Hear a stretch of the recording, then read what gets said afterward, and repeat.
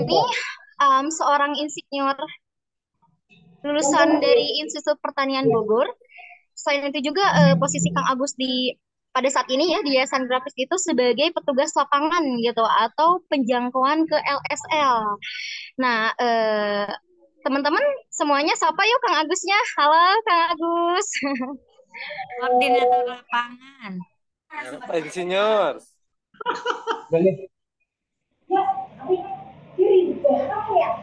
Ya, oke. Barangkali gitu ya, ada yang belum tahu gitu ya dari teman-teman gitu LSL itu apa. Jadi LSL itu adalah lelaki suka lelaki gitu. Jadi singkatan ya gitu LSL itu yang mana ya di Yayasan Grafis ini memang mendampingi komunitas tersebut gitu. Jadi selain itu juga di Yayasan Grafis ada pendampingan terhadap komunitas penasun dan juga ada TJ gitu. Jadi transgender. Nah, untuk mengefisienkan waktu, kita langsung aja ya ke Kang Agus gitu untuk membahas gitu mengenai PrEP ya, apa pre-exposure profilaksis gitu. Mangga Kang Agus, disilahkan. Oke, terima kasih Teteh. Suaraku cukup jelas nggak? Jelas Kang, alhamdulillah Jelas. jelas. Oke, aku mungkin Oke, siap. materinya Matematika ya, Tevika ya. Jadi aku ini pakai handphone, jadi nggak bisa share materi. Oke, sampaikan bahwa yang akan disampaikan di sini adalah PEREP atau PrEP. PrEP itu adalah profilaksis prapajanan. Jadi itu bahasa Indonesianya, kalau bahasa Inggrisnya adalah pre-exposure prophylaxis. Jadi itu adalah suatu metode penggunaan obat yang berfungsi untuk mencegah seseorang yang masih status HIV bila dia terpapar virus HIV, kemudian virus HIV-nya tidak menjadikan orang tersebut HIV positif. Kira-kira secara mudahnya. Kemudian yang digunakan itu adalah tetap namanya obat antiretroviral atau ARV. Bedanya dengan apa? Kalau ARV itu adalah pengobatan untuk orang yang sudah HIV positif. Sementara kalau PrEP itu diminum atau digunakan oleh mereka yang status HIV masih negatif. Nah, kemudian ini adalah kenapa kemudian perlu di Ini dulu, baru di itu. teman-teman. Nah, jadi kita tahu bahwa program HIV di Indonesia sudah lama ya, sudah puluhan tahun, tapi ternyata angka penularan barunya masih tinggi. Penggunaan kondom Kang Agus, suaranya kurang ini, Kang.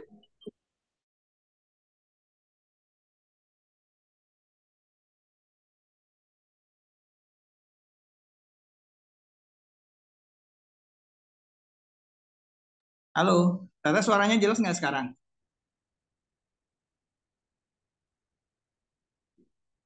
Bisa jelas ya? Oke, aku mulai lagi. Jadi PrEP itu adalah profilaksis prapajanan atau pemberian obat ARV yang digunakan oleh mereka yang status HIV-nya masih negatif dengan tujuan mencegah mereka menjadi positif apabila terpajan oleh virus HIV. Nah, tadi disebutkan bahwa apa sih bedanya dengan ARV yang sekarang ada? Bedanya adalah kalau ARV itu digunakan oleh teman-teman yang sudah HIV positif untuk mencegah supaya virus HIV di dalam tubuh mereka tidak berkembang biak, tidak makin banyak, tidak menyebabkan stadiumnya bergerak dari yang mereka mereka idap sekarang sampai ke fase AIDS. Karena kita tahu perjalanan HIV pada manusia itu bisa bergerak dari stadium 1, stadium 2, stadium 3, dan akan berakhir di stadium 4 atau yang kita kenal sebagai fase AIDS tadi. Nah, obat ARV mencegah supaya stadiumnya tidak bergerak ke sana. Nah, bedanya dengan PrEP adalah kalau PrEP digunakan untuk orang-orang yang masih negatif status HIV-nya, supaya kalau misalnya dia melakukan perilaku berisiko dan terpapar oleh virus HIV-nya kemudian tidak menyebabkan orang tersebut menjadi HIV positif. Kira-kira seperti itu. Nah, kemudian kenapa PrEP mungkin baru 2 tahun 3 tahun ini ya ada di Indonesia. Sebenarnya karena kita program HIV itu sudah cukup lama, sudah puluhan tahun, tapi angka penularan baru atau angka status HIV positif baru itu masih terus meningkat. Dan ini merupakan salah satu cara dari pemerintah supaya bisa menurunkan angka penularan baru. Karena kan kita di tahun 2030 itu pengen ending AIDS ya. Jadi dengan dengan triple 95-nya gitu kan, kemudian dengan 30-nya, bagaimana kemudian tidak ada kasus baru dan lain sebagainya. Nah, ini merupakan salah satu metode yang digunakan supaya kita bisa mencapai itu tadi. Nah, kemudian bisa di next slide-nya.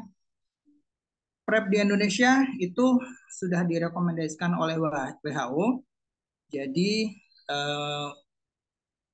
sudah dilaksanakan di seluruh bagian dunia, di banyak negara, dan hasilnya juga sudah cukup bagus. Nah, diharapkan di Indonesia ini juga bisa membantu supaya HIV-nya nggak makin tinggi. Tapi PrEP ini tidak ditujukan kepada semua orang. Artinya kalau mereka tidak beresiko, PrEP juga kemudian tidak disarankan atau tidak ditujukan oleh mereka. PrEP ditujukan oleh mereka yang mempunyai risiko tinggi tertular HIV. Kira-kira seperti itu. Dan yang penting disampaikan adalah PrEP bukan menggantikan metode pencegahan sebelumnya. Misal, kan kalau kita tahu beberapa teman-teman yang punya potensi berisiko terinfeksi HIV, itu kita berikan kondom misalnya. Karena kan pada 4 prinsip penularan itu kan kita pengen bagaimana kemudian orang tidak melakukan perilaku berisiko kalau memang bisa, abstinan kita sebutnya. Kemudian B adalah be faithful. Kalau kita lihat ya ada ABCD, B-nya be faithful, bagaimana kemudian orang itu bisa setia dengan satu pasangan. Artinya dengan makin banyak ketemu dengan pasangan yang lain, risiko untuk menjadi tinggi. Nah, pada saat A, abstinen tidak bisa, B, setia dengan pasangan juga sulit, biasanya baru digunakan kondom. Kita dorong mereka untuk memakai kondom supaya perilaku berisikonya kemudian menjadi rendah. Kemudian yang keempat adalah no drugs atau tidak menggunakan narkoba suntik. Karena kita tahu salah satu penularan HIV adalah melalui pertukaran jarum yang tidak steril. Mungkin ada satu kelompok orang yang saling menyuntik. Biasanya kan kalau menyuntik mereka bareng-bareng. Nah, kalau ada satu orang yang terinfeksi HIV itu akan sangat gampang menular ke orang lain kalau menggunakan jarum yang sama. Nah, kemudian yang E baru edukasi bagaimana pemahaman tentang HIV itu apa, cara pencegahan, cara penularan itu kemudian disampaikan ke teman-teman sehingga diharapkan bisa menurunkan risiko seseorang terinfeksi HIV. Nah, artinya PrEP bukan berarti ya udah kalau itu mau pakai kondom nih, bisa pada beberapa teman-teman yang berisiko. Nah, itu tidak seperti itu. Jadi kita memberikan PrEP atau menganjurkan PrEP atau mungkin pemerintah menyediakan PrEP sebagai proteksi ganda. Jadi kondom tetap dilakukan, kemudian PrEP juga diberikan, salah satunya supaya resiko tadi bisa lebih turun. Nah, kemudian apa sih yang dilakukan oleh teman-teman yang pengen mengakses PrEP? Akses PrEP menyebabkan orang kemudian mau tes HIV.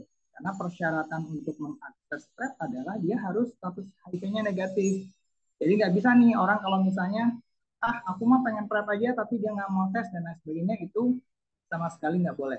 Kenapa? Ya karena ini ditujukan untuk teman-teman yang HIV-nya negatif. Kan kalau orang belum tes, kita nggak tahu ya dia statusnya negatif, apa kemudian positif, dan lain sebagainya.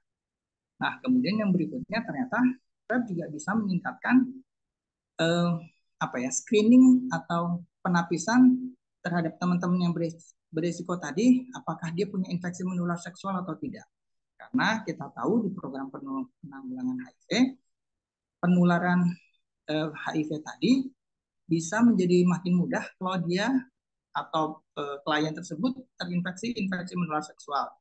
Dia bisa 8 kali lebih mudah terinfeksi dan lain sebagainya. Nah, di program PrEP ini juga ada nih screening sifilis, kemudian screening hepatitis, kemudian kalau memang dia ada keluhan dia bisa konsultasi ke dokter. Jadi ini akan membuat teman-teman yang pengen mengakses PrEP jadi makin tahu kesehatan alat reproduksinya dan lain sebagainya. Nah, termasuk PrEP juga didorong supaya teman-teman makin kuat nih pakai kondomnya, karena pencegahan itu kan tadi sudah disampaikan, ada kondom, kemudian ada PrEP. Teman-teman juga akan ada konselingnya nih, bahwa kondom nggak boleh dilepas, bukan berarti setelah ada PrEP teman-teman boleh lepas kondom dan lain sebagainya. Itu mungkin yang bisa disampaikan, bahwa PrEP punya keunggulan-keunggulan lain yang menyebabkan orang kemudian tidak hanya tahu HIV, tapi infeksi menular seksualnya pun tahu. Karena kita tahu di Indonesia, orang umumnya akan periksa ke dokter, akan datang ke puskesmas, akan datang ke klinik, kalau mereka sudah punya gejala. Nah, di sini kita pengen bahwa jangan sampai nunggu gejala nih, kita screening pun, siapapun boleh screening, siapapun boleh tahu faktor risiko apa yang dialami, dan tahu statusnya. Nah, kemudian kita beralih ke slide selanjutnya, Teh, tentang kelompok sasaran PrEP. Siapa sih yang menjadi sasaran PrEP ini? Ternyata PrEP tidak ditujukan untuk semua orang, tapi ada 4 sasaran PrEP yang utama, dan kemudian ada 2 lagi sasaran berikutnya masih tetap menjadi sasaran kita, cuman untuk sampai tahun 2026, kelompok yang nomor 1 sama nomor 4 itu yang masih menjadi fokus, yaitu teman-teman LSL. Itu bukan lelaki suka lelaki, tapi lelaki seks lelaki. Kemudian yang kedua, wanita pekerja seks. Yang ketiga adalah waria atau transgender. Yang keempat adalah pengguna narkoba suntik. Nah, yang kelima pasangan ODIF. Pasangan ODIF itu bagaimana? Misal dalam suatu pemeriksaan ada orang yang kemudian terdiagnosa positif. Nah, pasangannya itu kemudian menjadi sasaran dari PrEP ini. Kenapa? Karena kalau pasangan ODIF kan dia akan memiliki resiko sangat tinggi terinfeksi kalau ternyata mereka masih melakukan hubungan seksual berisiko, tidak pakai kondom dan lain sebagainya. Jadi ini juga menjadi salah satu sasaran yang kita bisa berikan PrEP untuk pencegahan tadi. Nah, yang kemudian yang keenam adalah pasangan risiko tinggi. Pasangan risiko tinggi itu seperti apa? Misal pasangannya pekerja seks perempuan. Karena kita tahu bahwa banyak nih pekerja seks perempuan yang ternyata juga punya pasangan, entah pacarnya, entah suaminya, dan lain sebagainya.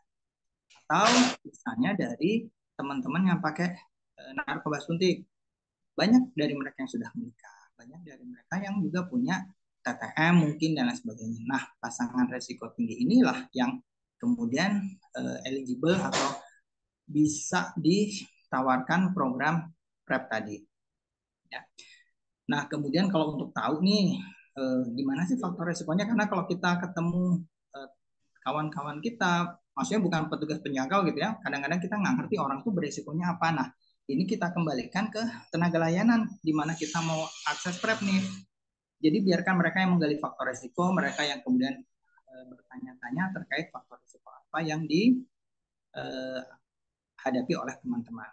Nah, biasanya kalau misalnya kita di LSM kan masing-masing punya spesialisasi khusus ya. Misalnya kayak tadi di grafik, mereka menjangkau teman-teman dari pengguna narkoba suntik, kemudian sebagian menjangkau teman-teman lelaki seks lelaki, kemudian sebagian menjangkau teman-teman trans.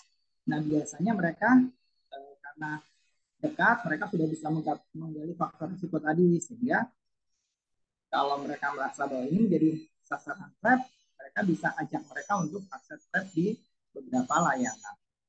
Ya, kira-kira itu.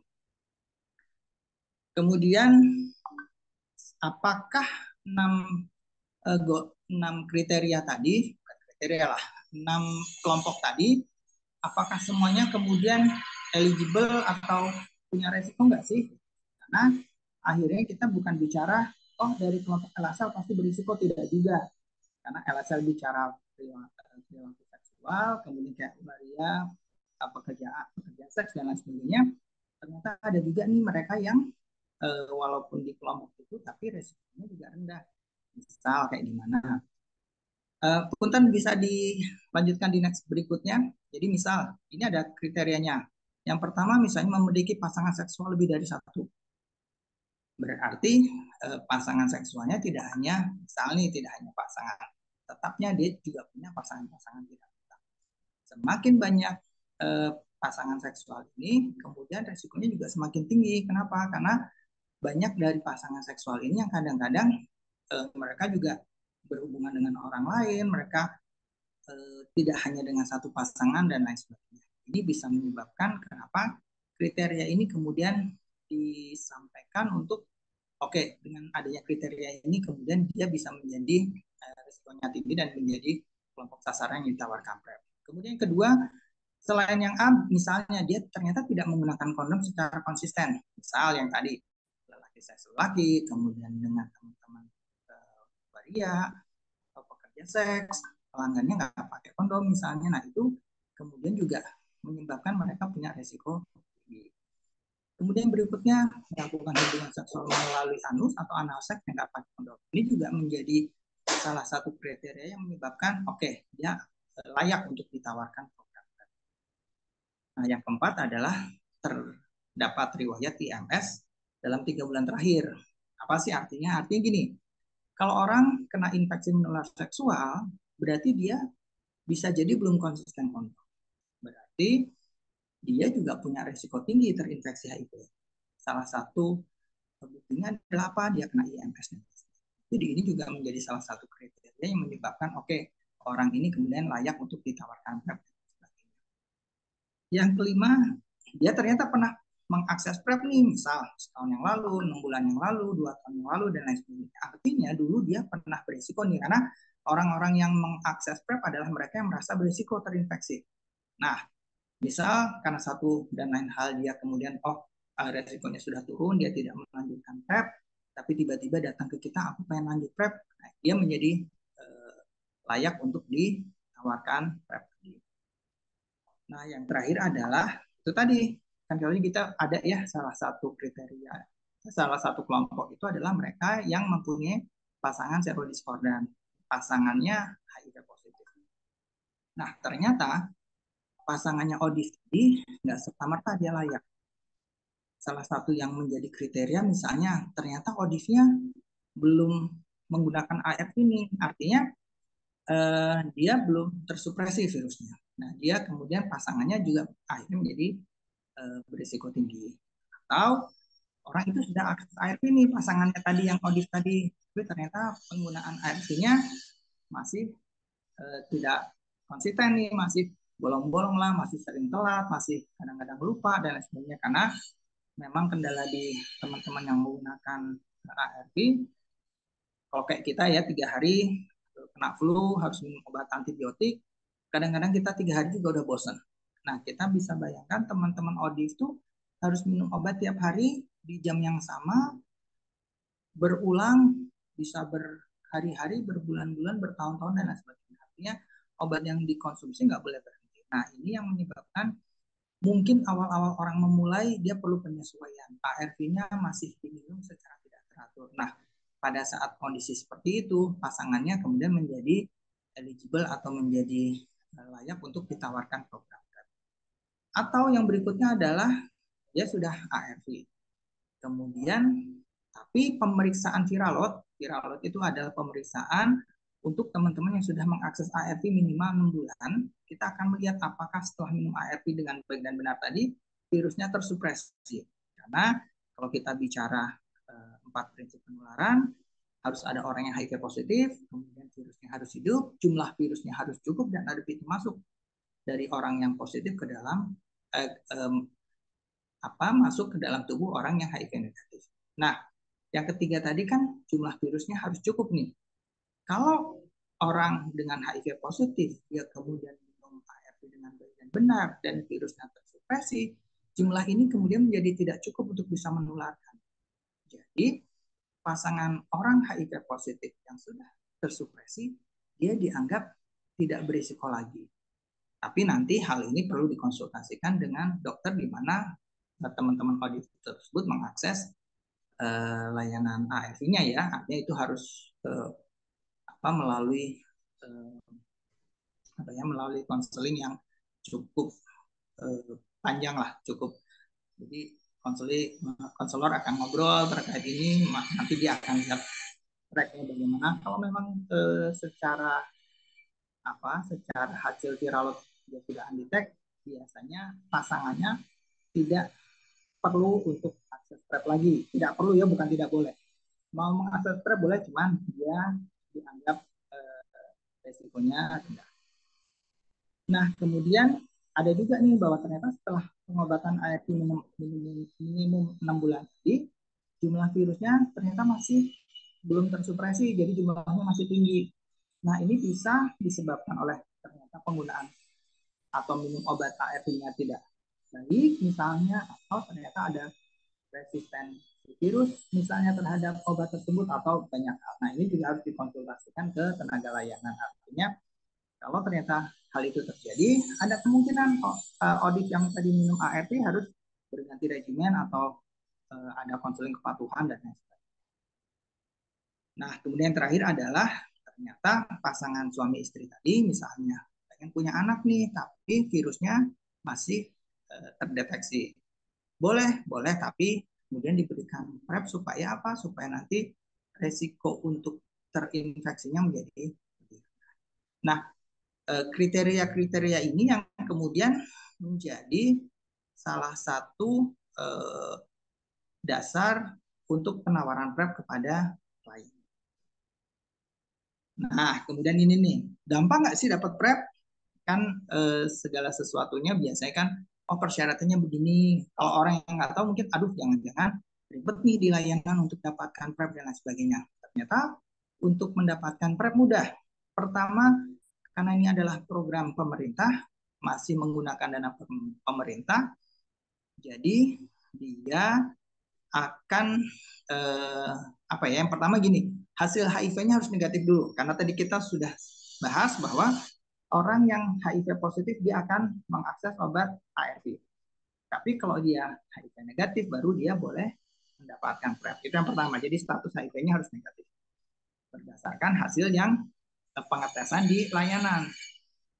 Kemudian kedua, itu tadi harus warga negara Indonesia. Kenapa? Karena ini menggunakan dana pemerintah nih. Jadi orang asing yang pengen akses PrEP tidak akan boleh. Karena ini khusus untuk warga Indonesia. Nah, yang ketiga, tanda-tanda nih. Karena kan gini, di pemeriksaan tes HIV itu kan ada yang disebut periode jendela nih. Jadi orang bisa saja sudah terinfeksi, cuman pada saat pemeriksaan menggunakan rapid, ternyata hasilnya masih negatif.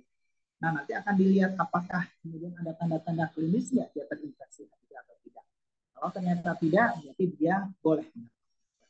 Nah, 3 syarat ini harus diberlakukan semua. Jadi status HIV negatifnya harus, kemudian dia warga Indonesia dan tidak ada tanda-tanda. Jadi nggak boleh salah satunya nih, misalnya aku warga negara Indonesia aja berarti boleh nggak. 3-tiganya harus dipenuhi.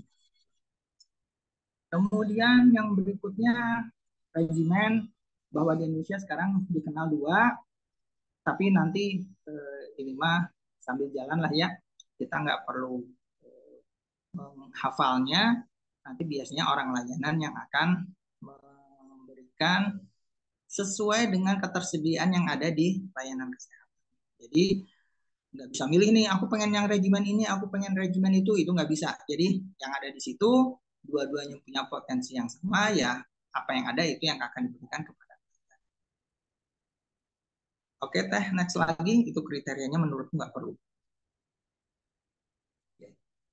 Nah kemudian, nah ini juga obat, menurutku teman-teman juga sekedar tahu aja ya, nggak perlu terlalu detail karena itu kan pakai kode yang nggak semua orang juga paham.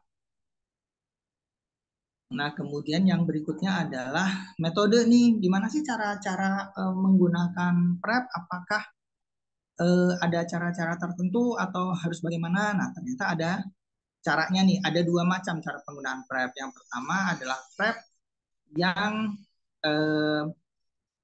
dikonsumsi tiap hari. Jadi itu disebut dengan daily.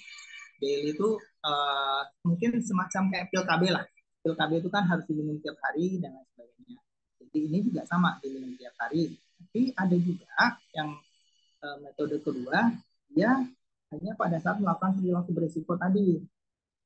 Jadi ada yang disebut dengan metode harian, itu ada kriterianya, kemudian ada juga yang nggak perlu nih. Jadi misal dia punya pasangan seksual, cuman pasangan seksualnya ketemu cuma seminggu sekali. Nah, dia nggak perlu minum tiap hari juga. Ya. Nah, dia bisa menggunakan metode harian atau yang disebut dengan event driven. Nah, ini nanti penentuannya lebih di layanan kesehatan. Jadi pada saat teman-teman akses web di sana, nanti akan ada pertanyaan dari dokter, akan di konseling, akan dinilai perilaku seksualnya seperti apa, dan mereka yang akan menentukan, oke, kamu lebih cocok ini, kamu lebih cocok itu.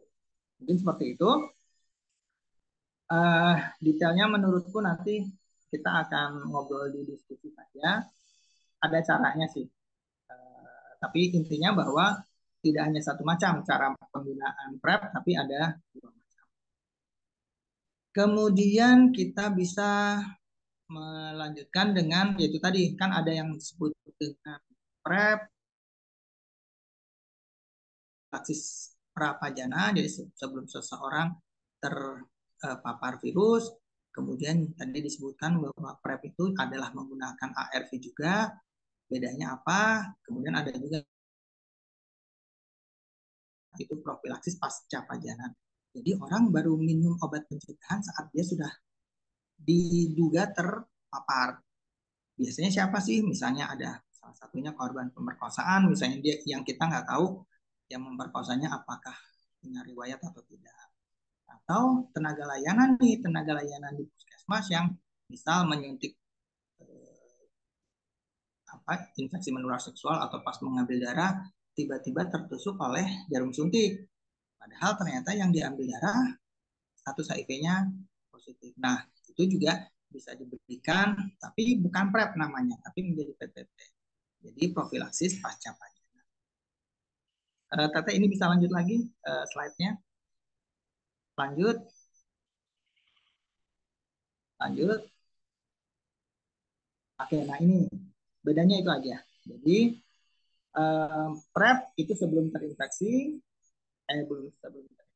sebelum terpapar kan, sebelum terpajan, karena kita nggak tahu apakah saat terinfeksi kemudian menjadi HIV positif atau enggak, itu banyak sekali faktor yang ada di situ. Jadi ada PrEP sebelum terpapar, terpajan, kemudian ada ARV atau profilaksis pasca pajanan dia setelah terpapar. Nah, kalau ARV digunakan untuk teman-teman yang memang sudah terdiagnosa. Kita bisa lanjut lagi.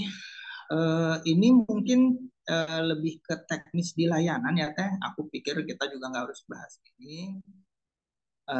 Kemudian ini tadi bahwa tetap diperlukan tes HIV untuk memulai program PrEP. Jadi teman-teman memang statusnya harus HIV negatif. Nah, kemudian apakah boleh nggak sih kita akses PrEP tapi menggunakan hasil dari puskesmas lain misalnya atau hasil dari lab lain dan lain sebagainya? Ternyata menurut ketentuan dari nasional itu boleh, tapi ada syaratnya. Jadi biasanya dia tidak boleh lebih dari 14 hari. Kemudian terkait risiko terkait apa tadi periode jendela ini akan di konseling langsung oleh konselornya dan lain sebagainya. Nah, jadi apakah kemudian semua layanan ada? Ternyata belum. Di Kota Bandung kita baru ada 3 layanan yang sudah melayani program PrEP. Yang pertama ada di Klinik Mawar, PKBI Kota Bandung, itu yang ada di seberangnya Paskal 23. Kemudian satu lagi di Puskesmas Garuda, itu di dekat perbatasan dengan Cimahi, itu di Jalan Dadali. Kemudian yang ketiga adalah di RSHS. Di Kota Bandung baru 3, tapi rencananya akan diperluas menjadi 10. Nah, sementara kalau di Kabupaten Bandung, itu belum ada PrEP. Di Cimahi juga belum ada PrEP.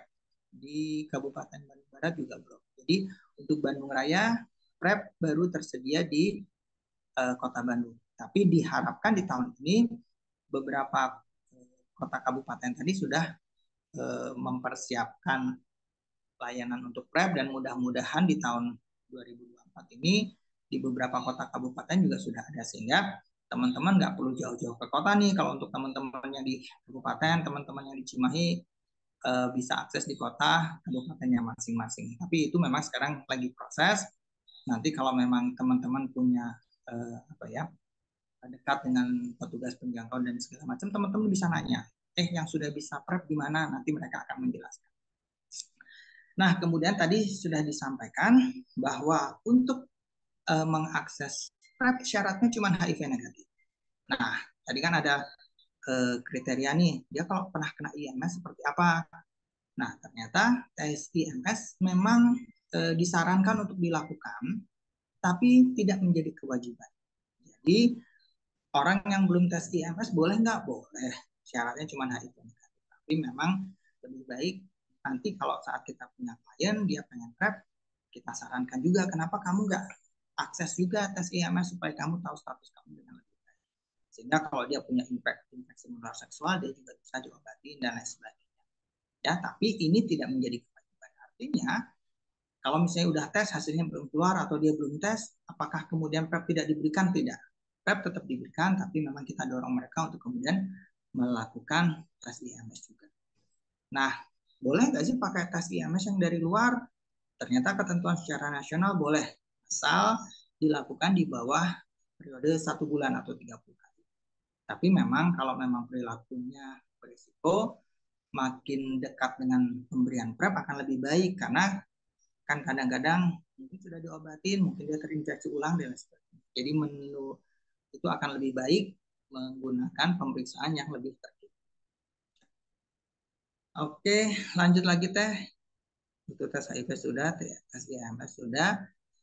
Berikutnya, oke, tes laboratorium. Nah, ini nanti teman-teman nggak usah pusing, tes apa sih harus dilakukan. Nanti pada saat datang pelayanan, mereka akan memberikan guidance tes apa yang harus dilakukan. Aku nggak tahu kalau yang sekarang apakah tes-tes ini masih di cover oleh pemerintah atau tidak. Kalau di tahun lalu ada tes hepatitis, kemudian tes sifilis dan lain sebagainya, itu masih di cover oleh program. Jadi pemerintah yang membiayai itu semua. Nah, di tahun ini aku masih belum tahu apakah itu kemudian berbayar atau masih di cover pemerintah atau apa. Nah, nanti kalau teman-teman ada yang tertarik untuk akses PrEP, bisa ditanyakan ke petugas penjangkaunya atau bisa ngobrol ke klinik atau puskesmas untuk menanyakan tes-tes seperti ini apakah berbayar atau tidak. Mudah-mudahan sih kita pengennya tesnya masih di cover pemerintah ya, sehingga teman-teman cukup datang, akses, dan kemudian tidak ada biaya yang harus dikeluarkan. Oke, berikutnya adalah tes lab yang biasa diberikan. Nah, ini aku pikir teman-teman juga nggak harus ngafalin, nanti sambil jalan aja pas di layanan teman-teman tahu, oh harus tes ini, tes ini, tes ini. Nah, teman-teman kalau pengen nanya ini untuk apa, teman-teman bisa nanyakan ke dokternya dan lain sebagainya. Ya. Kemudian, oke sih mungkin itu aja sih teh yang bisa disampaikan. Jadi PrEP programnya sederhana, tapi dia mempunyai makna yang menurutku cukup besar untuk bisa menurunkan angka penularan baru di teman-teman yang tadi masih berisiko. Mungkin itu aja. Terima kasih. Oke, terima kasih Kang Agus. Boleh kita kasih plus buat Kang Agus? Masya Allah ya, sangat kompleks sekali gitu. HIV dengan berbagai macam penanggulangannya gitu ya. Nah, sekarang tuh barangkali gitu ya dari teman-teman ada yang masih greget gitu dengan apa sih itu PrEP gitu ya, profilaksis prapajanan ini gitu. Boleh ya barangkali ada yang ingin bertanya atau berdiskusi, silakan gitu. Raise hand terlebih dahulu kali ya. Atau boleh juga disampaikan di dalam kolom percakapan. Kita batasi dulu ya 3 penanya. Mangga ya teman-teman yang ingin bertanya, silakan.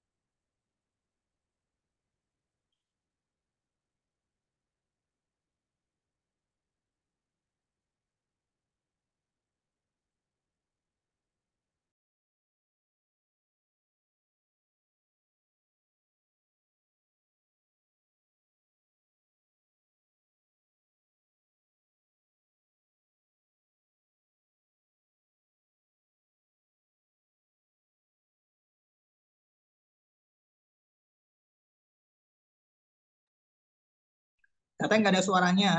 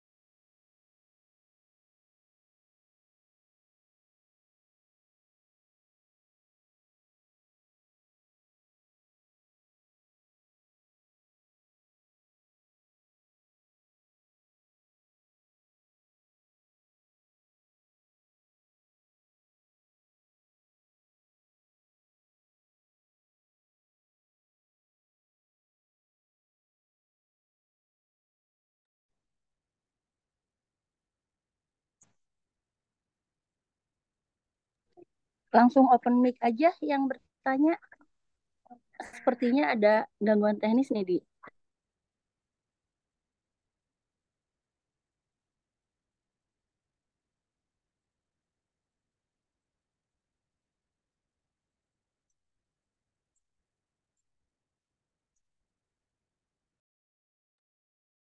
Atau mungkin aku boleh langsung baca yang pertanyaan di kolom komentar ya? Nggak apa-apa?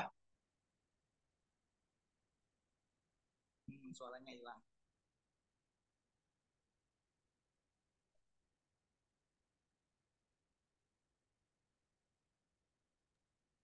Eh, Suaraku kedengaran nggak? Kedengaran ya? Oke, Kedengeran, Kang. baca dulu yang di kolom komentar. Yang pertama adalah untuk akses bentar, mana? Untuk akses PrEP dibatasi usia nggak gitu ya? Sebenarnya kalau dibatasi usia ke atas itu tidak ke atas ya, maksudnya apakah ada batasan sampai 40, 50, 60 nggak ada. Jadi batasan ke atas tidak ada. Cuman kalau untuk batasan ke bawah itu ada karena pemberian apa ya? Ini ditujukan untuk mereka yang sudah dianggap dewasa atau di atas 18 tahun. Jadi kalau misalnya ada nih anak, pertanyaan berikutnya juga tadi menyangkut itu, ada anak di usia 18 tahun tapi dia udah seksual aktif, dia berisiko segala macam. Ini sepanjang yang aku tahu kemarin waktu workshop di Jakarta, ini nanti akan terkendala dengan Undang-Undang Perlindungan Anak karena eh, harus ada izin dari wali atau dari orang tua. Jadi untuk tesnya itu sudah boleh ya untuk anak-anak di bawah 18 tahun. Tapi kalau untuk pemberian PrEP sepanjang yang aku tahu itu masih belum bisa karena terkendala undang-undang tadi. Jadi kalau misalnya teman-teman ada yang membawa klien yang di bawah usia 18 tahun, menurutku kita masih belum bisa memberikan PrEP ini untuk mereka. Nah, kalau memang berisiko bagaimana mungkin pakai metode pencegahan lain. Kira-kira seperti itu kalau terkait usia ya. Nah, kemudian kalau efek samping, sebenarnya efek samping yang pernah dialami teman-teman yang pernah mengakses PrEP yang utama adalah mual. Tapi mualnya bukan mual hebat, tapi lebih ke kayak apa ya? Jadi kayak teman-teman kalau minum antibiotik kan perutnya juga kemudian jadi lebih tidak enak dan lain sebagainya. Pada banyak kasus itu yang dirasakan, tapi itu biasanya hanya dari 3 hari sampai dengan 7 hari pertama kesananya begitu penyesuaian tubuhnya sudah terjadi, biasanya rasa mualnya banyak berkurang. Nah, tapi memang beberapa dokter yang waktu itu kita sempat ngobrol, ya mualnya enak bisa dibantu dengan obat anti mual dan lain sebagainya. Bisa dibantu juga kalau memang ada rasa nggak enak, bisa dibantu dengan obat apa ya, kayak paracetamol segala macam yang membantu meredam tapi mengurangi rasa nggak enak itu juga bisa diberikan seperti itu. Pernah ada satu kasus ternyata mualnya juga cukup parah nih, dia sampai kram perut dan lain sebagainya. waktu itu pasien di klinik luar, akhirnya dikonsultasikan ke dokter niken. Jadi biasanya kalau ada keluhan seperti itu kembali ke layanan biar nanti bisa diberikan obat untuk meredam rasa nyeri, meredam mualnya dan sebagainya, dan dokter yang berhak memberikan obat segala macam. Nah, kalau yang aku nggak salah, kemudian akhirnya sekarang sudah mulai, bukan sudah mulai, kemudian setelah kramnya selesai, diobatin, lanjut lagi dengan PrEP. Jadi biasanya efek samping yang dialami teman bukan tidak parah lah, tapi efek samping yang tidak membahayakan. Tapi apapun itu, untuk keamanan, kalau teman-teman merasakan efek samping yang nggak biasa, konsultasikan ke dokter. Biar nanti dokter yang kemudian mendiagnosis apa dan bisa memberikan obat yang bisa mengatasi itu. Begitu. Oke, termasuk tadi ya, apa yang harus diantisipasi kalau ada efek samping, yaitu tadi, menurutku dengan berkonsultasi sama dokter akan memberikan solusi atau jalan keluar atau memberikan obat, bahkan harus bagaimana. Karena menurutku efek samping berarti mungkin dengan banyak cara kan kita juga kadang-kadang misalnya kita tidak selalu minum obat warung ya. Kadang-kadang dengan minum air hangat, dengan kemudian itu juga bisa membantu. Tapi kalau ternyata memang benar-benar nggak enak, teman-teman sebaiknya konsultasi dengan dokter. Siap, kira-kira begitu.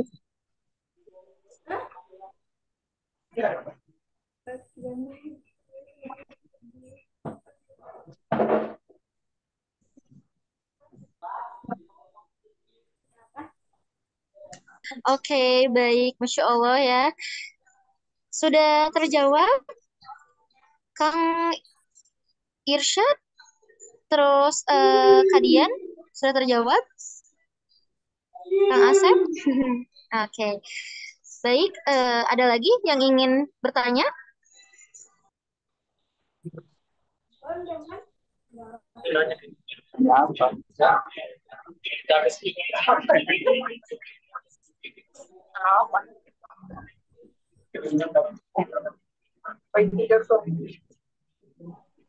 Saya boleh bertanya ke Arum, Kak Agus.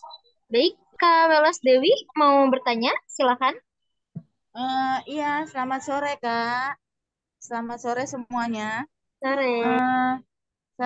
Yang ingin saya tanyakan, tadi seperti yang sudah disampaikan oleh Kang Agus, kan kalau PrEP itu bisa dikonsumsi tiap hari seperti minum pil KB ya Kak ya.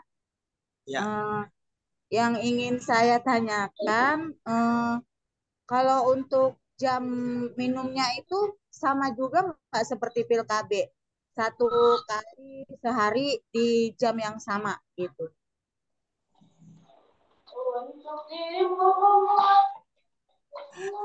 Apa? Di rumah? Langsung aku jawab aja ya. Jadi Iya. PrEP ataupun ARV ataupun PPP tadi yang profilaksis pasca pajanan itu harus diminum sesuai jam. Jadi misalnya kita hari ini minum jam 8 pagi, malam misalnya besok harus di jam yang sama. Gitu. Oh jadi, gitu. Ya. Nah, jadi apa ya?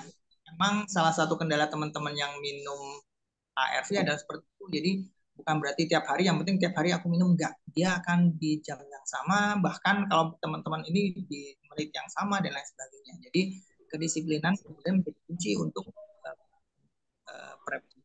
Sama, menurutku sama kayak pil KB. Pil KB kan juga harus seperti itu ya. Misalnya dia yang 12 jam ya dia harus persis 6 jam atau ya 24 jam, 24 jam. Seperti itu, Teteh. Ya, oke, makasih Kang Agus. Sama-sama. Baik, sudah cukup? Ya, Saya cukup, Welas. Kak. Alhamdulillah. Oke.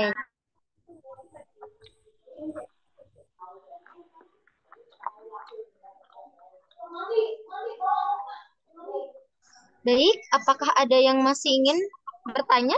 Ditanyakan? Boleh di kolom chat atau resen ya. Aku mau tanya dong, Kak. Mangga silakan Teh. Ya, eh,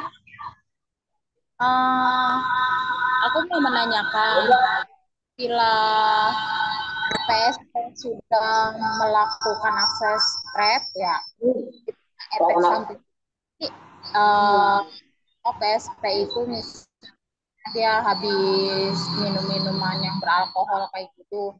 Takutnya kan dia lagi ada relasi, tiba-tiba dia menggunakan PrEP itu jamnya itu pas banget dia habis minum alkohol kayak gitu, kayak bir apa ya gitulah yang buat mabuk-mabukan kayak gitu. Bahaya nggak sih? Itu aja. Makasih. Oke, makasih pertanyaannya Teh. Jadi ini banyak ditanyakan oleh teman-teman yang ada di apa ya, yang suka apa di organisasi di segala macam, mereka kadang diajak tamu untuk minum dan lain sebagainya. Sebenarnya gini, tanpa minum PrEP, alkohol itu kan juga memperberat fungsi hati ya, sebenarnya begitu. Nah, apakah ada benar-benar nggak boleh, misalnya setelah minum alkohol kemudian minum PrEP? Makanya sebenarnya teman-teman yang minum PrEP kemudian minum ARV itu juga apa ya, biasanya diharapkan jadi lebih lebih apik nih. Jadi memang minum PrEP jam sekian, mungkin minum alkohol terakhirnya adalah sejam sebelum itu. Memang harus ada peran minum setelah minum alkohol. Sebaiknya karena dia akan berat fungsi hati. Bisa menyebabkan segala macam, kayaknya harus tanya ke dokter. Karena bisa jadi ada beberapa obat yang punya interaksi segala macam, cuman dalam hal ini aku nggak begitu paham terkait itu. Cuman biasanya untuk teman-teman yang minum, kita sarankan ya jangan sampai dia deketan banget, tapi ada jeda supaya antara minum alkohol dengan minum obat PrEP atau obat ARV dia ada waktu. Tapi akan lebih baik lagi kalau kira-kira begitu sih Teh. Oh, iya. Ya soalnya saya temuin gini loh Kak. Apa apa saya bertanya seperti ini karena kan masih ada banyak PSP yang apa dia ngikutin gimana ada relasi datang gitu kan ya. Kita bisa minum gitu. Aku mau beli Nah, es juga krim yang besar. menjelaskannya apabila kita di saat menjangkau ada PSP Kamu enggak, kamu juga pedih. itu kita punya tahu jawabannya gitu aja sih sebenarnya. Mungkin saran sih gini Teh, jadi minum obatnya jangan malam tapi mungkin pagi. Karena kan PrEP itu beda dengan beberapa regimen ART yang bikin segala macam gitu ya. Jadi kalau memang dia mungkin nggak minum malam, minumnya siang atau pagi itu tinggal diatur aja sih. Menurutku seperti itu akan jauh lebih baik dibanding memaksakan harus malam, tapi pada malam ternyata dia ada klien, ada tamu yang harus yang ngajak minum alkohol dan sebagainya. Jadi mungkin salah satu caranya seperti itu. Jadi jam minumnya jangan malam, tapi bisa dipindahkan ke pagi, bisa dipindahkan ke siang, ke sore dan lain sebagainya. Mungkin itu sih Teh. Oke, baik. Oke, terima kasih Mas jawabannya. Alhamdulillah kali dia sudah terjawab. Ya, sudah Kak. Terima kasih Kak. Oh ya,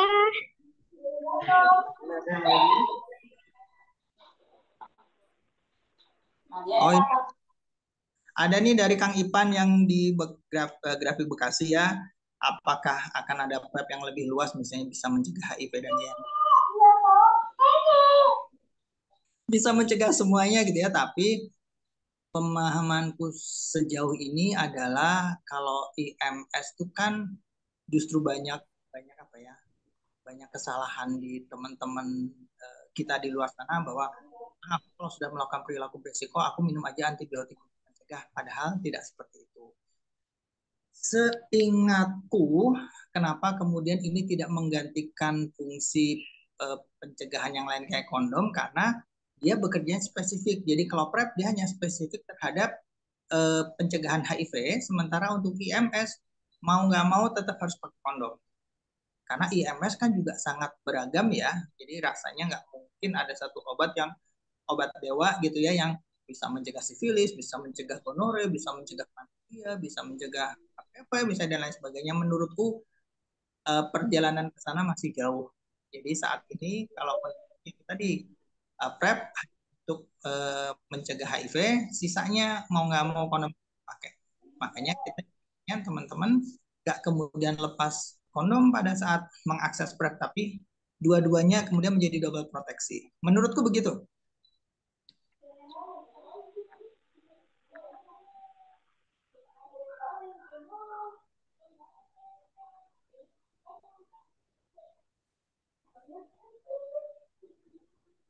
Bagaimana Kang Ivan? Sudah terjawab ya? Barangkali ada yang lainnya. Kita masih punya waktu ya sampai 17.20 ya teman-teman. Mangga yang ingin bertanya lagi silakan.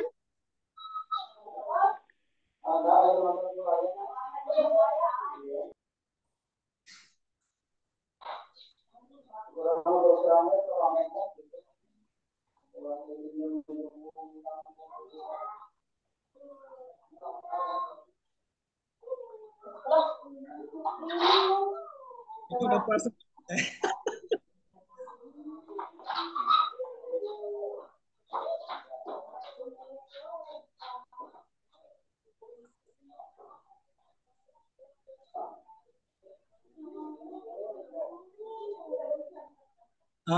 Aku pengen tanya sama teman-teman yang di Bekasi. Ya, ini kota atau kabupaten? Dan seingatku di Bekasi juga sudah ada program PrEP kalau nggak salah. Tapi aku nggak tahu apakah kota atau kabupaten.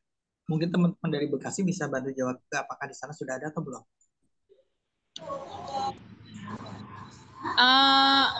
Aku peserta dari Kabupaten Bekasi dan kebetulan untuk program PrEP di Kabupaten Bekasi ini baru akan running di tahun ini kayak gitu. Cuman kita belum berjalan sih karena belum ada belum di update juga layanan yang untuk mengakses PrEP itu layanan mana aja. Kita masih menunggu layanan mana aja yang udah ada aksesnya kayak gitu. Berarti masih persiapan ya tehnya? Iya, masih persiapan untuk di tahun ini. Nanti kita saling update kalau memang sudah. Di Kabupaten Bandung pun belum, kita baru ada di kota. Tapi itu tadi dapat banyak pembelajaran dari kota Bandung untuk kemudian bisa diaplikasikan ke kota kabupaten lain di sekitar kota Bandung. Nah, mungkin aku lupa kalau nggak salah kota Bekasi mah sudah ada ya kalau nggak salah. Tapi Ya, sudah ada kan Kota Bekasi. nah barang pembelajaran dari kota Bekasi nanti bisa digunakan juga untuk bagaimana kendala-kendala yang ada di lapangan kemudian bisa diterapkan di Kabupaten Bekasi juga sih menurutku begitu. Kalau Kota Bekasi, silakan speak up. Siapa ayo Kota Bekasi? Ayo, Malia Dewi, ada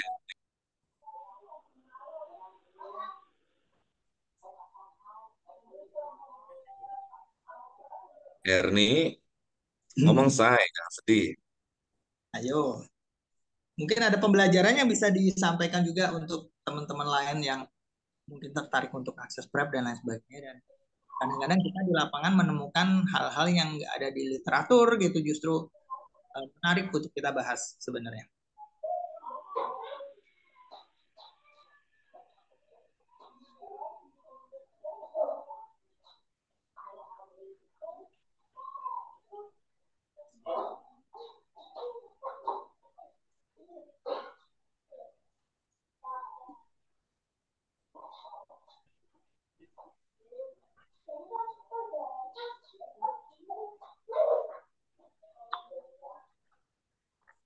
Baik, ada yang masih ingin ditanyakan teman-teman? Welas, masih Raisen? Ingin bertanya lagi?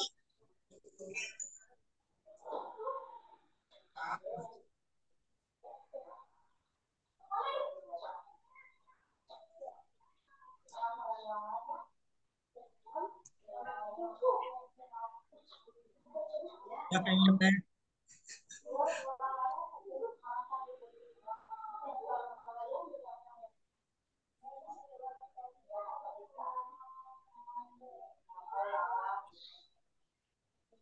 Halo, cek.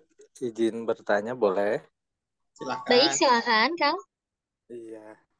Kak Agus, kalau untuk Penasun, Ya, itu akses PrEP itu risikonya apa aja untuk di kalangan Penasun? eh, aku langsung jawab ya. Se- Ini memang di kota Bandung belum ada Penasun yang akses PrEP.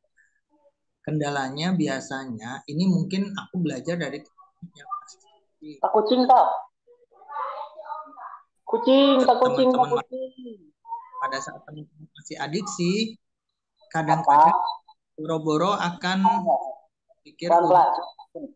minum obat pencegahan, biasanya begitu. Jadi mereka lebih fokus adalah mendapat zat adiknya. Jadi memang eh, di teman-teman Penasun menurutku akan sama masalahnya pada saat mereka ARV, jadi kedisiplinan. Kalau untuk eh, minumnya apa panduannya yang daily, jadi yang tiap hari minum. Seperti itu sih, Kang. Cuman kalau kendala terkait efek samping segala macam di kita sampai ini belum ada eh, pemahaman kayak gimana gitu. Justru mungkin kalau misalnya ada teman-teman penasun yang memulai, kita bisa mendapatkan ya, pemahaman apa sih sebenarnya masalah yang dialami oleh teman-teman. Tapi sejauh ini memang Ada. berfokus teman-teman penularan HIV-nya atau resiko penularannya melalui hubungan seksual sebenarnya begitu. Jadi mungkin itu kepatuhan minum obatnya, minum PrEP-nya itu tadi. Dia harus diminum tiap hari dan di jam 5 anak. Itu mungkin yang akan jadi. Nah, pada saat kemudian minum obatnya menjadi tidak teratur, jadi resiko bukan resiko, perlindungan juga kemudian menjadi tidak maksimal. Menurutku itu sih, Kang. Iya, terima kasih Kak Agus. Sama. Ada. Baik, teman-teman, ada yang masih ingin bertanya lagi? Oh, enggak?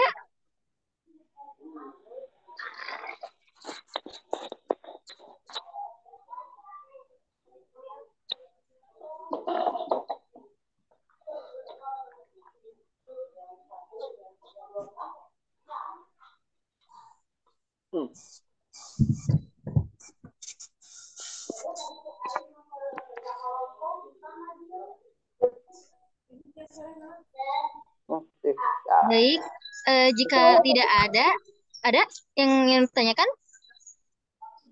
Ada. Ada? Boleh.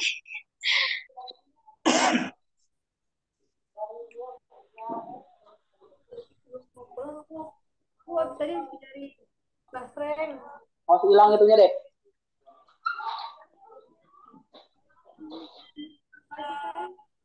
Harus hilang. Beli apa? Kamu mau dimatiin?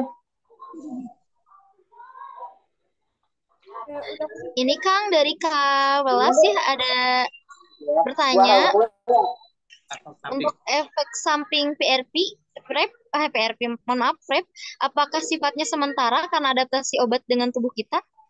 Begitu Oke. Kang?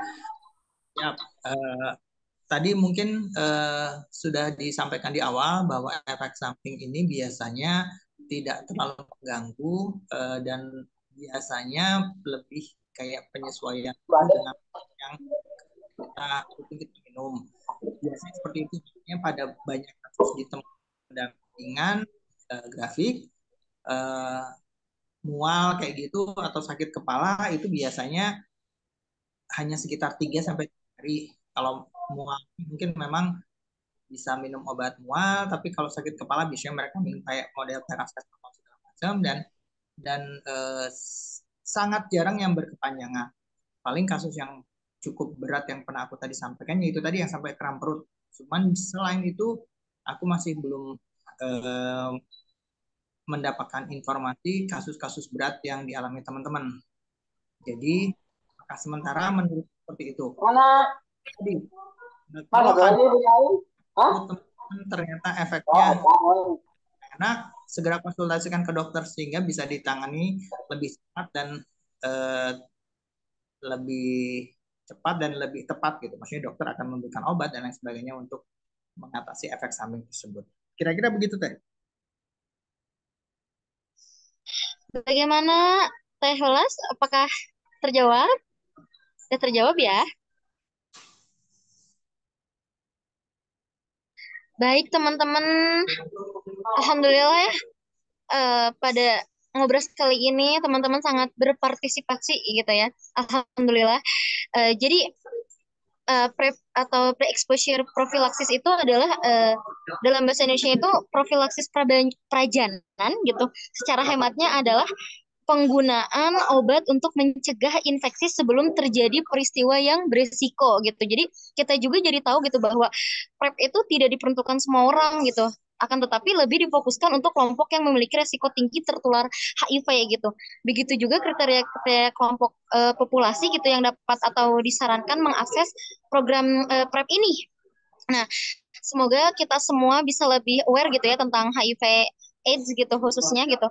Kemudian juga alternatif program seperti PrEP ini tuh atau PPRP ini tuh sehingga kita ya bisa menyampaikan kembali apa-apa saja yang tadi sudah kita bahas bersama gitu ya. Minimal pada orang-orang di sekitar kita gitu agar disehatkan selalu gitu.